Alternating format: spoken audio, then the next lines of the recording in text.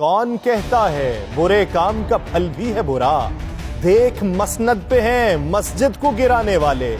یہ سیاست ہے کہ لعنت ہے سیاست پہ صدا؟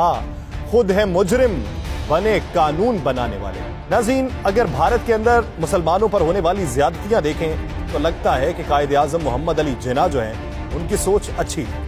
اگر پاکستان کے موجودہ حالات دیکھیں تو لگتا ہے کہ ابوالکلام آزاد اچھی سوچ رکھتے ہیں. اگر مجموعی طور پہ حالات دیکھیں تو لگتا ہے کہ وہ انگریز اچھا تھا جو یہاں سے بھاگ نکلا.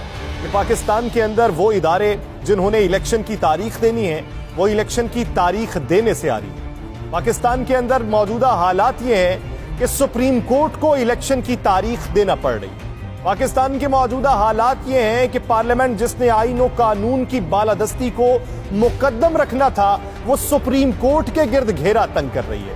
پاکستان کے موجودہ حالات یہ ہیں کہ گندم کے لیے ہم خود کفیل تھے لیکن پاکستان کے اندر گندم کے حوالے سے لالے پڑے ہوئے ہیں. پاکستان کے موجودہ حالات یہ ہیں کہ لیویز اہلکار جو سمگلنگ کی روک تھام کے لیے اپنی خدمات سر انجام دیتے تھے وہ اسلحہ سمگل کرتے ہوئے پکڑے جا رہے ہیں. آج کا بیان یہ کیا ٹانگ پر دباؤ ریلی میں شرکت کرنے سے نہیں آتا یا صرف عدالت میں پیش ہونے سے آتا ہے؟ مریم نواز صاحبہ نے عمران خان صاحب کی صحت کے حوالے سے ٹویٹر پر یہ رد عمل دیا ہے. تو دوسری طرف وزیر داخلہ رانا ثناء اللہ صاحب نے بھی تنقید کی ہے. انہوں نے کہا کہ پہلے بالٹی تھی، پھر ڈبہ تھا، پھر ڈسٹ بن تھی، اب اس کے بعد پیش خدمت ہے شوکت خانم کی جھوٹی رپورٹ. پہلے پلستر باندھ لیا، پھر بالٹی چڑھا لی، ریلی نکالی تو بالکل ٹھیک. 10 دن آرام کا مشورہ اصل میں مقدمات سے بچنے کا مشورہ ہے. عدالت اور پولیس کے سامنے نہ پیش ہونے کے لیے معائنہ سرکاری اسپتال سے ہوتا ہے. تو مریم نواز صاحبہ، رانا ثناء اللہ صاحب یا برسر اقتدار پہ بیٹھا ہوا کوئی بھی سیاستدان جو اس وقت تنقید کرتا ہے اپنے مخالف کے اوپر تو ان کے لیے جواب یہ ہے کہ عمران خان پاکستان کا سیاستدان ہے. اس کے سیاسی حریف جو بائیڈن نہیں ہے، اس کا سیاسی حریف ولادیمیر پیوٹن نہیں ہے، اس کا سیاسی حریف امانوئل میخوان نہیں ہے، یا اس کا سیاسی حریف شی جن پنگ نہیں ہے، یا سیاسی حریف رشی سونک نہیں ہے، یا اس کا سیاسی حریف جسٹن ٹروڈو نہیں ہے، بلکہ اس کا سیاسی حریف وہ سابق وزیر اعظم ہے جس کی طبیعت پاکستان میں خراب تھی مگر یہاں سے نکلتے ہی حشاش وشاش ہو گئی. اس کا سیاسی حریف وہ ہے جو لندن سے کسی اور ملک تو جا سکتا ہے مگر پاکستان میں واپس آنے کے لیے اپنی ہی بھائی کی حکومت میں حالات سازگار نہیں.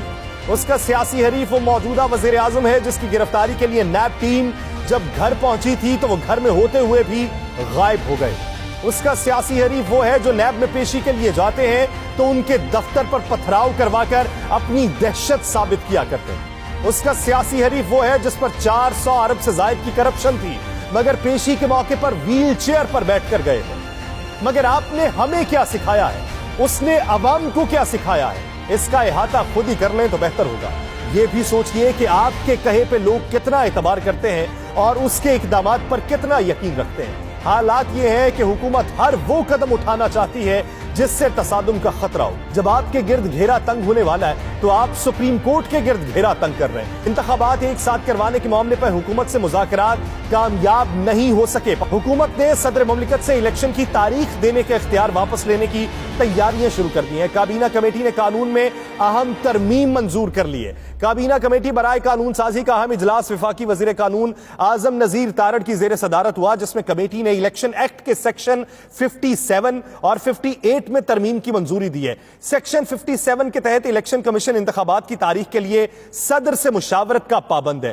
کمیٹی میں ترمیم کی منظوری کے بعد قانون کا مسودہ وفاقی کابینہ کے آئندہ اجلاس میں پیش کیے جانے کا امکان ہے اور کابینہ کی منظوری کے بعد صدر کے پاس الیکشن کی تاریخ دینے کا اختیار ختم ہو جائے گا. کہ ہم بہتری کی طرف گامزن ہیں. اسی وجہ سے ایک خبر پھیلائی گئی کہ امپورٹ ڈیوٹیز کو ختم کیا جا رہا ہے یا اس میں کمی واقع کی جا رہی ہے اور گاڑیوں کی قیمتوں میں 4 سے 8 لاکھ روپیہ فی گاڑی کمی واقع ہو جائے گی. وہاں پر یہ بھی لوگوں کو یاد رکھنا چاہیے کہ جو ہدف ایف بی آر کا تھا ایف بی آر وہ ہدف اچیو نہیں کر پایا. ایف بی آر 381 ارب روپے کم جمع کر پایا ہے تو وہ بھی کہیں نہ کہیں سے پورے کرنے ہیں. تو اس وجہ سے آنے والے دنوں کے اندر یہ مزید ٹیکسز عائد ہوں گے، یہ امپورٹ ڈیوٹیز بڑھیں گی.